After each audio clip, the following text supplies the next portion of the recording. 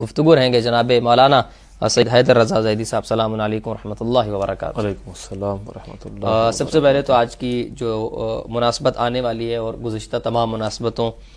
کے اس پرمسرت موقع پر آپ کی خدمت میں بھی ہدیہ تبریک عرض کروں گا. آپ کو مبارک. اور یقیناً چونکہ حضرت علی اکبر علیہ السلام کا تذکرہ ہے تو کیوں نہ سب سے پہلے اس بات سے آغاز کیا جائے کہ اگر ہم جناب علی اکبر کا تذکرہ کر رہے ہیں تو پھر کیسے ان کی معرفت حاصل کی جا سکے. اعوذ باللہ من الشیطان اللعین الرجیم. بسم اللہ الرحمن الرحیم. الحمد لأہلہ والصلاة علی اہلہا واللعنۃ لمستحقیہا اما بعد. یقیناً جناب علی اکبر علیہ السلام شبیہ پیغمبر ہم شکل پیمبر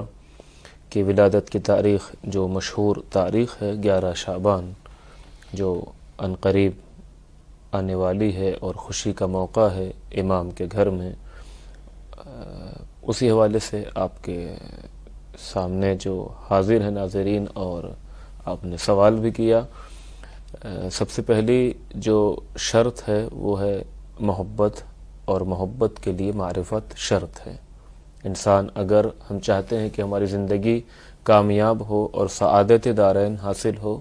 تو اس کی شرط ہے محبت اہل بیت، اور محبت اہل بیت معرفت کے اوپر موقوف ہے جتنا جس کو معرفت ہوگی. تو سوال جو یہ کہ کس طریقے سے جناب علی اکبر علیہ السلام کی معرفت حاصل ہو سکتی ہے. عموماً کسی بھی ہستی کا اگر ذکر کیا جائے یا کسی سے بھی محبت کی جائے تو اس کے معرفت کے 3 طریقے جو ہمارے پاس ہیں ان 3 میں سے کوئی ایک طریقہ ضروری ہے. سب سے پہلا طریقہ جو بیان کیا علماء نے وہ یہ کہ اس کے ساتھ زندگی گزارنا. اگر میں آپ کی معرفت حاصل کرنا چاہتا ہوں تو آپ کے ساتھ زندگی گزارنا. ظاہر سی بات ہے جب میں آپ کے ساتھ زندگی گزاروں، آپ کا ہمدرد، آپ کے پڑوسی یا جس طریقے سے بھی خلاصہ آپ کے ساتھ ہیں، زندگی کا ایک سلسلہ، آپ کے ساتھ کاروبار ہے، آپ کے ساتھ بزنس ہے،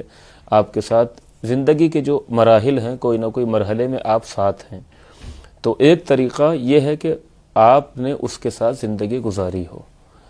یہ طریقہ لیکن مکمل طور پہ معرفت حاصل نہیں ہو سکتی ہے، چونکہ ظاہر سی بات ہے اس سے بعض ظواہر کی معرفت ہو سکتی ہے، لیکن جو اصل معنویات ہیں، باطنیات ہیں، جو انسان کی اصل کیفیت ہے اس تک آپ نہیں پہنچ سکتے ہیں. لہٰذا اس طریقے کو تام طریقہ تامہ کے طور پہ علماء نے ذکر نہیں کیا ہے. ایک طریقہ ہے معرفت کا کہ یہ ان کے ساتھ زندگی گزارتے تھے، لہٰذا یہ بتا سکتے ہیں ان کے بارے میں کہ وہ کیسے ہیں، لیکن ہم ظاہر کو ہی دیکھ سکتے ہیں، ایک دوسرے کا ظاہر ہو سکتا ہے، باطن کو جو ہے وہ. دوسرا طریقہ جو بیان کیا نقل، یعنی مثلا اگر ہمارے دادا کسی کے ساتھ زندگی گزاری ہے وہ اس کو بتائیں، ہمارے مثلا والد کو، پھر ہمارے والد ہم کو بتائیں، ہم اپنے بچوں کو جو ایک سلسلہ چلا آتا ہے کہ دادا نے باپ کو، باپ نے بیٹے کو، پھر بیٹے نے اپنے بیٹے کو بتایا. یہ طریقہ بھی معرفت کا ہے لیکن یہ طریقہ بھی مکمل نہیں ہے. اس پر بھی بہت سے ارادات، اشکالات اور اعتراضات ہیں. اس کی وجہ یہ ہے کہ خصوصاً مؤرخین، چونکہ ہم جناب علی اکبر کی سیرت کو حاصل کرنا چاہیں، ان کے کمال کو، فضل کو، اور جو ہم شکل پیغمبر ہیں، تو مؤرخین خصوصاً بعض وہ تھے جو سلاطین، دربار سلاطین اور بادشاہوں کے دربار کے قلم کہے جاتے تھے، یعنی انہوں نے وہ لکھا، اس کی مدح کی جو مدح کا مستحق نہیں ہے، اور اس کی مذمت کی کہ جو مذمت اور حقارت کا مستحق نہیں تھا.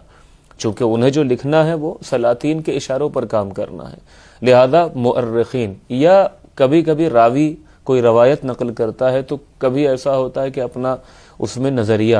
یا اپنا اجتہاد، اپنی رائے بھی اس میں پیش کرتا ہے. لہذا اس پر بھی آپ نہیں کہہ سکتے کہ فلاں نے اگر بتایا ہے تو جتنا اس نے بتایا ہے اس کے اندر بس یہی کمالات ہیں اور یہی صفات ہیں، آپ نہیں کہہ سکتے اس طریقے کو بھی. اس کے بعد تیسرا طریقہ جو علماء نے بیان کیا اور جو طریقہ مکمل طور پر بغیر کسی اشکالات کے قبول کیا جاتا ہے وہ یہ ہے کہ معصوم کسی کے بارے میں بیان کریں. امام معصوم یا نبی معصوم کے جس کی زبان پر وحی الہی کا پہرا ہے، وہ اگر بیان کرے اس کے بارے میں، تو اس کی معرفت کا یہ ایک طریقہ ہے کہ آپ اس کی معرفت کو حاصل کریں۔ مثلا رسول اللہ نے کسی کے بارے میں بتایا، جناب موسیٰ نے کسی کے بارے میں بتایا، اور ہم کو یقین ہے کہ یہ کلام جناب موسیٰ کا ہے، تو یا نص قرآنی کسی کے بارے میں ہو، قرآن کی آیت ہے کہ مثلا فلا یہ، یا جو بھی مدح مذمت قرآن نے بیان کی ہے، تو یہ ہمارے لیے حجت ہے اور اس پر کوئی اشکال نہیں ہے۔ جناب علی اکبر علیہ السلام تاریخ کی ان مظلوم شخصیات میں سے ہیں کہ جن کے بارے میں مؤرخین نے بہت کم بیان کیا ہے، جیسا کہ جناب زینب کے حوالے سے بھی ناظرین آپ کے سامنے گفتگو کی تھی، تو بیان کیا تھا کہ واقعہ کربلا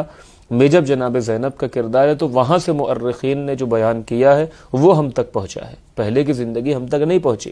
جناب علی اکبر علیہ السلام بھی انہی مظلوم شخصیات میں سے ہیں کہ کربلا میں جو کردار ہے وہ ہم تک پہنچا ہے۔ اس سے پہلے کہ جناب علی اکبر کی زندگی مدینے کی کیا کردار تھا، کیا صفات تھے، کیا کمالات تھے، وہ ہم تک نہیں پہنچا ہے۔ یہ ایک مظلومیت ہے کہ وہ جوان جو ہم شکل پیغمبر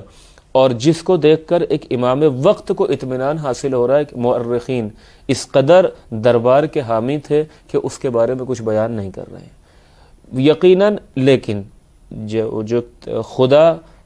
سے جس کو جو خدا کا خاص ہوتا ہے،